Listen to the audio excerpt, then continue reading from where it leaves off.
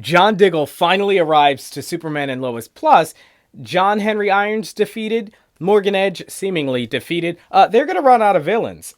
What's going on, YouTube? Welcome to SIBZ West Coast, East Coast Siblings, where my sister and I break down your favorite movies and TV shows. Tonight, finally, Superman and Lois is back. They took a couple of weeks off, and now we have episode 12, Through the Valley of Death. So, guys, this is going to be my reaction, review, biggest takeaways, all rolled into one video. You know what to do. Like the video, subscribe, and click the bell so you get a notification on your phone when I drop new videos. The season finale of Loki is coming on tonight. You're not going to want to miss it. We're doing a watch party reaction. It's going to be a blast, guys. So without further ado, let's dive into it. So this show, like I've said many times before, in my opinion, is the best show on TV. It's the perfect combination, superhero story-wise, of special effects and budget, and also storyline. It's just fantastic, even the way that it looks, the cinematography, but we've talked about all that. The episode picks off right where we left off, with Clark leaving his family to go with Morgan Edge in order to spare them from the wrath of Morgan Edge, and in doing so, Clark becomes subjected to multiple psychic attacks in order to possess him with the consciousness of General Zod. And I absolutely love this storyline because although Zod is a character we've seen way too many times to count, they did it in a unique and refreshing way. Typically when we see Zod, he's just coming to Earth to invade. He either wants to get rid of all the humans or terraform the Earth. It's always Zod. But in this version, he has no body. So he has to possess someone's body. And pay attention here. All the other Kryptonians that came with Morgan Edge, they had to possess other humans that were just resistant to kryptonite radiation. But of course, Zod saves the best for himself, that being the body of a natural-born Kryptonian, Superman. And of course, he wasn't going to use Morgan Edge because they're working together. But this makes a lot of sense because Morgan Edge was talking about all that stuff about how we're brothers and I tried to be your companion and all this stuff and you rejected me, right? But now it seems like that was never his plan. It was always the plan to have Superman join his side only to be subjected to those psychic attacks, have Zod possess him, and then they continue their quest for world domination, pretty much unhindered with no Superman. And they touch on this theme a little later. In fact, I think it's even in the preview for next week's episode. You hear Zod's voice in Morgan Edge's head saying, "Do what you came here to do." And that just reinforces the idea that Morgan's goal this whole time was not to become friends with Superman, but to destroy him. Now, of course, we're going to talk about the John Diggle cameo, but a couple of smaller things happened. Obviously,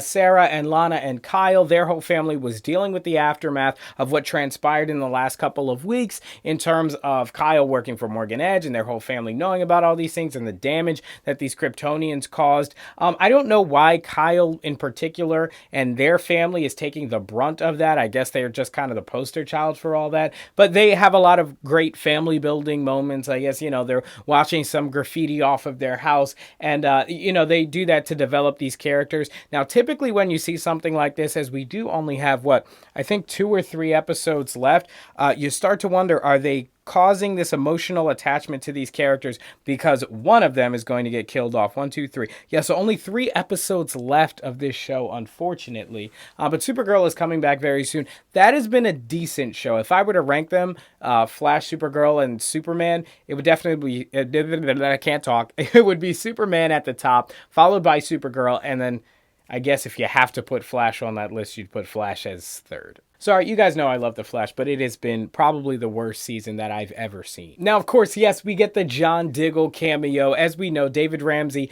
is going to be playing the Green Lantern, John Stewart, in a new HBO Max television series, or I guess streaming series if you want to call it. And so he's basically doing all the rounds on all these CW shows, making his cameos and appearances to build up hype. And I don't see how hype could be really any higher than it already is to see a real live action Green Lantern pretty much since Ryan Reynolds. I mean, if you want to count Stargirl, I guess you could, but that was Alan Scott, the old school Green Lantern. But yeah, fans have been clamoring for a long time to see John Diggle as Green Lantern, and it's finally going to happen, hopefully. Now, what was interesting about his cameo is he didn't really do much. He came there on behalf of Argus, was talking to the General Lane, talking with John Henry, we'll talk about him in a second, just about the whole situation and what's going on. He got called in, maybe thinking that the military was trying to use Argus technology in order to kill Superman, and obviously John was completely against that. So as we can see here, he's very much still the John Diggle that we all know and love, and he's going to make a fantastic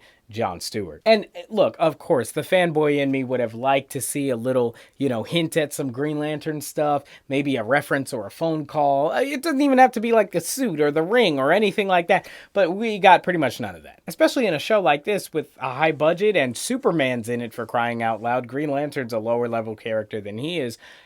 They could have done something, but they chose not to, and that's okay. Maybe they just don't have anything to show at this point. Now, speaking of John, not Diggle, but Henry Irons, his whole shtick in the entire episode is he's been called in by Lois Lane, which she should have known that this was going to happen. I guess she thought that John had a heart-to-heart moment with Superman, and John had changed and wasn't ultimately going to go about his mission to seek to destroy Superman at the very first sign of Superman turning. But that's exactly what happens. Lois calls him in. She brings it on herself. He gets all his gear. He's like, I'm not even going to hesitate. I've seen what has happened in the old world. And still, and I talked about this a while ago, there's such a disconnect. He doesn't seem to be able to grasp that not every version of Superman in the entire DC multiverse is evil. I guess you could say he's going the more Batman route, that every version of Superman in the multiverse could be evil, and because he sees kind of the writing on the wall with similar things happening, he just wants to see it as an absolute certainty. Batman v Superman quote. But yeah, John seems to make too many personal connections, like with Lois saying, I lost Kate.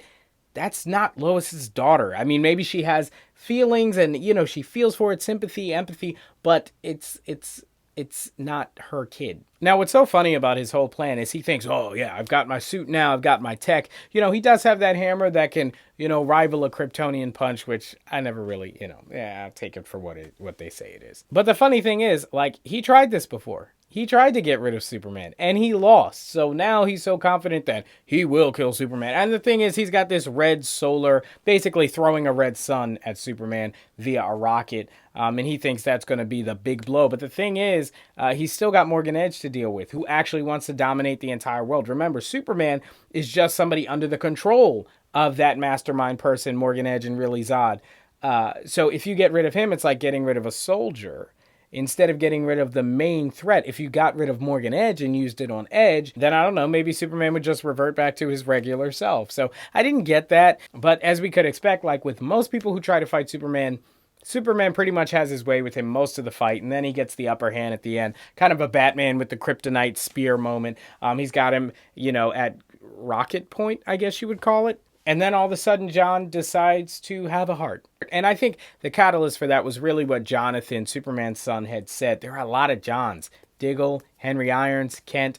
Anyway, John Kent, has a moment with him, and he says, look, I saw all that stuff that you went through in the trailer. I watched a video of your daughter and my mom. He says my mom. Once again, it's like, it's not really your mom. I get it. But yeah, that seems to strike a chord with him, and that's ultimately what I think made him, not pull the trigger to kill Superman. And so Superman and John Henry decide to go and fight Morgan Edge. They don't kill him. They just take him into custody, and now we're pretty much waiting his inevitable breakout. I mean, we even saw in the preview for the next episode, he's talking to Superman like, we're exactly the same and all this stuff, and Superman kind of lets us into his psyche a little bit, saying, that kind of uncontrolledness, that power felt good. And so it's showing Superman is leaning toward, or at least has a natural inclination toward that darker side, which is a little weird for Superman, but I'm not going to judge it on a preview. They'll probably explain and clarify. Anyway, guys, excellent show. Always enjoy Superman and Lois.